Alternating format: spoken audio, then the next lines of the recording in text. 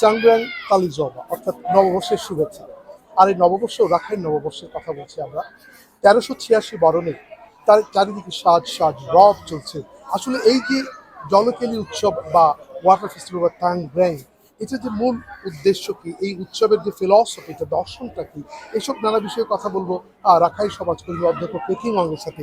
আচ্ছা, যদি আমাদের খুব সংক্ষেপে আমরা যদি আলোচনা করি, আসলে এই যে সকলেই যে জলের উৎসবে মাতে, এর মূল দর্শনটা কি যদি একটু বলতে পারেন। টাংগ্রাংকে যদি বলি শুধুমাত্র জলকেলি, জল উৎসব অথবা পানি খেলা, আসলে সেটাও ঠিক না। আমাদের অনেকগুলো অনুষঙ্গ এখানে কিন্তু সম্মিলন হয়েছে। প্রথমত আমরা যা কিছু করি না কেন, ধর্মীয় ভাবধারাকে আমরা প্রাধান্য দিয়ে শুরুতে সেটাই করি। আমাদের রাখাইনদের বিশ্বাস এবং ইতিহাসেও সেটা উল্লেখ আছে। মহামতি গৌতম বুদ্ধ জীবিত অবস্থায় আমাদের রাখাইন দেশের এসেছিলেন, স্বাধীন রাখাইন দেশের। তখন রাজা ছিলেন আমাদের সেন্ডাতুরিয়া রাজা।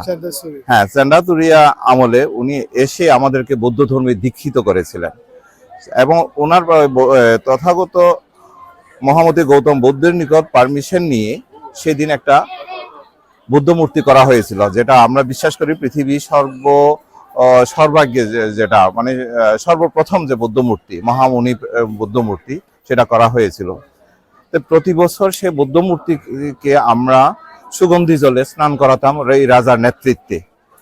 সেইভাবে স্নান করার পরে যে সুগন্ধি জল বাকি থাকতো, বেঁচে যেত, সেটা নিয়ে আমরা নিজেরা আনন্দ উৎসব করতাম আমরা। এই কারণে কিন্তু আমাদের এখানে সেই 25,500 বছরেও অধিক কাল থেকে আমরা কিন্তু সেই ধারাটা অব্যাহত রেখেছি। আমরা সর্বপ্রথম আমরা না, সংস্করণ এখনো হয় নাই। আমরা কিন্তু এখনো প্রথমে আমরা গৌতম বুদ্ধকে পবিত্র সুগন্ধি জলে আমরা স্নান করাই। তারপরে আমাদের মাঝে আমরা সেটাকে মৈত্রী পানি হিসাবে মঙ্গল কামনায় আমরা পরস্পরকে পানি ছিটিয়ে, মাঙ্গলিক অর্থে মাঙ্গলিক জল ছিটিয়ে আমরা সেটাকে পালন করে থাকি। আসলে সেটা হচ্ছে কি, আমরা যে বছরটাকে বিদায় দিচ্ছি, সেই বছরের ব্যর্থতা, গ্লানি এবং যতগুলো অপূর্ণতা আছে সবকিছুকে ধুয়ে মুছে, অকল্যাণ সহ সমস্ত কিছুকে আমরা ধুয়ে মুছে নতুন বছরকে নতুন উদ্যমে যাতে আমরা শুরু করতে পারি এবং নতুন প্রত্যাশা যাতে আমাদের মধ্যে উজ্জীবিত থাকে, আমরা সব সময় সেই সম্ভাবনাটাকে প্রত্যাশা করে আমরা মানে সবার শান্তি, সবার এই সাফল্য, সবার সমৃদ্ধি এই কামনা করে আমরা নতুন বছরকে সেভাবে বরণ করি। যত না ধর্মীয় উৎসব, তার চেয়ে বেশি সামাজিক উৎসব বলা হয়। হ্যাঁ, সেটা সামাজিক, অবশ্যই এটা সামাজিক একটা বন্ধন দৃঢ়ত হয়। কারণ এই উৎসবের সময় আমরা আত্মীয় স্বজন যারা আছে বাইরে চাকরি বাকরি করে সবাই চলে আসে কিন্তু আমাদের মাঝে। তারপরে আমাদের সমাজে যারা আছে বন্ধু বান্ধব, সবার সাথে মিলিত হয় আমরা। এটাকে আমরা এই এক সপ্তাহ ধরে সেভাবে আমরা মেটে উঠি। বছরের প্রথম তিন দিন আসলে আমরা কক্সবাজার শহরে আমরা প্রথম 3 দিন করি, অন্যান্য জায়গায় কিন্তু অন্যভাবে করে থাকে। এই আনন্দ উৎসবটা কিন্তু আমাদের আসলে এই 7 দিনে সীমাবদ্ধ না, আগামী বৌদ্ধ পূর্ণিমা পর্যন্ত, বৈশাখী পূর্ণিমা পর্যন্ত কিন্তু এটা চলতে থাকবে বিভিন্ন জায়গায় একেবারে নানা।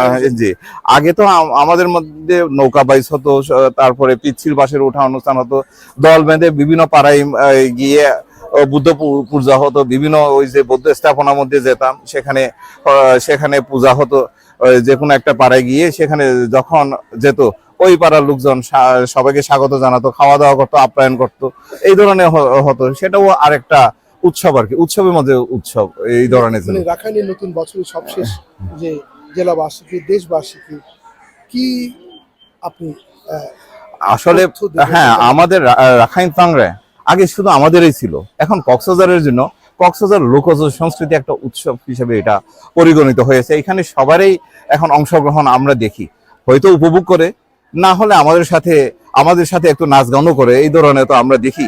তো এইভাবে আমরা চাই অসাম্প্রদায়িক যে চেতনা আমাদের ভিতরে বিরাজমান কক্সবাজারের ঐতিহাসিকভাবে, সেটা আরো দৃঢ় হোক, বন্ধন হোক এবং সবারই সুখ সমৃদ্ধি আর শান্তি আমরা কামনা করি।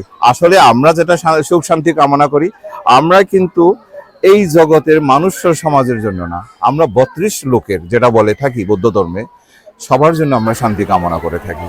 এখানে জীবিত এবং পরলোকতে সবার শান্তি কামনা করি আমরা। অসংখ্য ধন্যবাদ। দর্শক এতক্ষণ যারা সাথে ছিলেন তাদের সবাইকে ধন্যবাদ।